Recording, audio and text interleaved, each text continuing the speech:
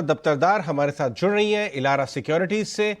ये profit booking वाले माहौल में एक ऐसा स्पेस है जहां पे काफ़ी अच्छी डिलीवरी बेस्ड बाइंग हो रही है, ट्रेडिंग भी अच्छी हो रही है, वो है एनबीएफसी स्पेस। श्वेता इलारा सिक्योरिटीज में एनबीएफसी स्पेस को बहुत क्लोजली ट्रैक करती हैं और आज हमारे साथ उस स्पेस में ट्रेडिंग और इन्वेस्टिंग अपॉर्चुनिटीज़ को डिस्कस करने के लिए जुड़ रही हैं। श्वेता, गुड मॉर्निंग, आपका स्वागत है ईटी नाउ संदेश पे। सबसे पहले मैं आपसे एक शॉर्ट में ये समझना चाहूँगा कि ये जो पूरा एनबीएफसी स्पेस है बहुत एक्साइटेड हो गया पिछले 2 दिनों में, क्योंकि रेट कट की आहट आ रही है कि शायद मिड नेक्स्ट ईयर से रेट्स कटना शुरू हो जाएंगे। तो एक बार हमारे व्यूअर्स को एक बार ज़रा एसेंशियली समझाएं कि पूरे एनबीएफसी स्पेस को कैसा फ़ायदा होता है रेट कट्स का। उसके बाद हम आपके टॉपिक्स डिस्कस करेंगे।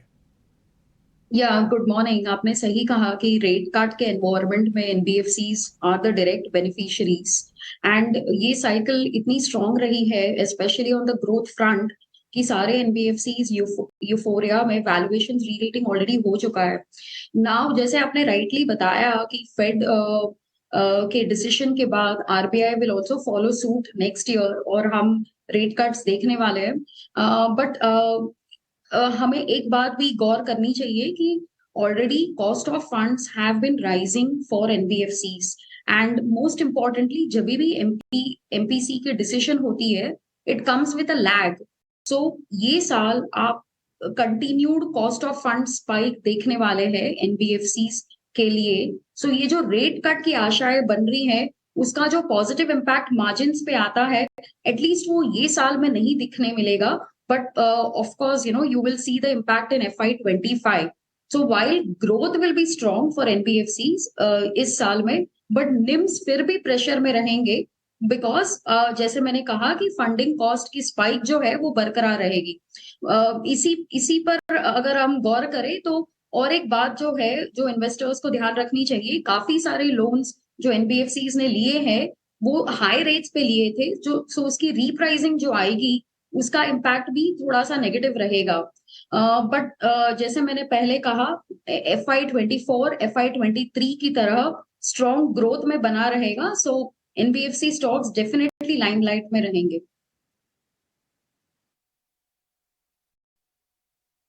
स्टॉक्स के बारे में खास तौर पे बताइए। कुछ गोल्ड फाइनेंसिंग स्टॉक्स अपनी माइक्रो फाइनेंस को लिस्ट कर रही हैं और गोल्ड फाइनेंसिंग स्टॉक्स में ओवरऑल हमने अच्छी ग्रोथ देखी। आपकी टॉप पिक्स वहां पे। करेक्टली कहा। सो जैसे कि हमने रिसेंटली देखा है आरबीआई हैड स्पाइक्ड और increased risk weightages for banks to lend to NBFCs. तो अगर इस बात पर हम गौर करें तो काफी सारे रिटेल क्रेडिट लोन्स जो है, अनसिक्योर्ड लोन्स जो है उसके रेट्स बढ़ने वाले हैं। सो बोथ लेंडर्स और बोरोवर्स फिर कहाँ पर कौन से लोन ज्यादा बढ़ेंगे और कौन से लोन्स ज्यादा लेंगे। सो इसीलिए हमने पहले ही अक्टूबर में ये कॉल दिया था कि गोल्ड फाइनेंसियर्स, और अगर गोल्ड की भी रैली देखे जो बरकरार रही है जियोपॉलिटिकल रिस्क के कारण, तो gold financiers are best position. उसमें मुथूट माइक्रो फाइनेंस आप देखे ऑलरेडी स्टॉक काफी चल गया है। मनप्पुरम एक है जो नॉन डाइवर्सिफाइड बुक और नॉन गोल्ड पोर्टफोलियो पे कॉन्सेंट्रेट कर रहा है। So both the stock should do well. तो गोल्ड फाइनेंसियर्स काफी लाइमलाइट में रहेंगे नेक्स्ट ईयर। माइक्रो फाइनेंसियर्स की जो रैली है और जो ग्रोथ साइकिल है वो काफी हद तक अगले 1-1.5 साल तक स्ट्रॉन्ग रहने वाली है। एंड हमने जैसे आपने पहले भी कहा कि काफी सारे न्यू लिस्टिंग भी हो रही है। तो ग्रोथ को लेकर माइक्रो फाइनेंसियर्स, मार्जिन्स को लेकर माइक्रो फाइनेंसियर्स काफी स्ट्रॉन्ग पोजीशन में रहने वाले हैं। तो हमारे टॉपिक्स माइक्रो फाइनेंस में भी है।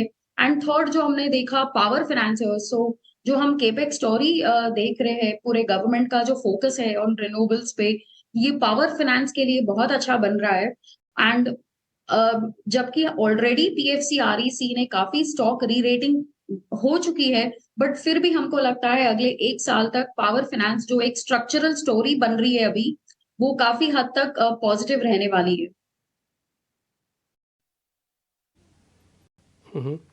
श्वेता, एक चीज़ हम और नोटिस कर रहे हैं मार्केट के अंदर कि जो फाइनेंस बेस्ड कंपनीज है ना अपने स्पेक्ट्रम को थोड़ा बड़ा कर रही हैं। सिर्फ और सिर्फ फाइनेंसिंग के लिए नहीं कर रही है बल्कि वो इंश्योरेंस जैसे कई प्रोडक्ट्स को भी अपने साथ जोड़ना चाहती है। M&M फाइनेंस ने कल ही अनाउंस किया। उससे पहले कैप्री ग्लोबल ने अनाउंस किया हुआ है। हो सकता है 2-4 कंपनीज और अनाउंस कर दें कि हम अपने स्पेक्ट्रम को बड़ा करेंगे। शायद जियो फाइनेंशियल ने अपने प्लान तो नहीं बताया, वो भी कुछ ऐसा ही करने जाएगा आगे चल के। तो आपको जो है कंपनीज एक्सपेरिमेंट कर रही हैं, नए स्पेक्ट्रम्स को जोड़ रही हैं, इनको आप कैसे मानते हो? ये डैम्पनर है या फिर स्ट्रॉन्ग मोमेंटम देंगे इनको?